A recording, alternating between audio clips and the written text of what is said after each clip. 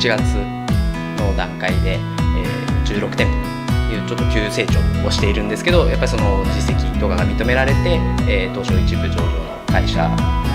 様なんかと、提携をして、同業者向けにですね、経営じゃないですけど、その成功のノウハウみたいなものだったり、人材育成だったりとか、そういうものをやるセミナーをしています。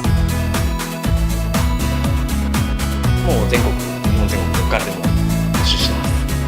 採用の実績もありますし、社宅制度なんかもありますので、安心して全国から来ていただければと思います。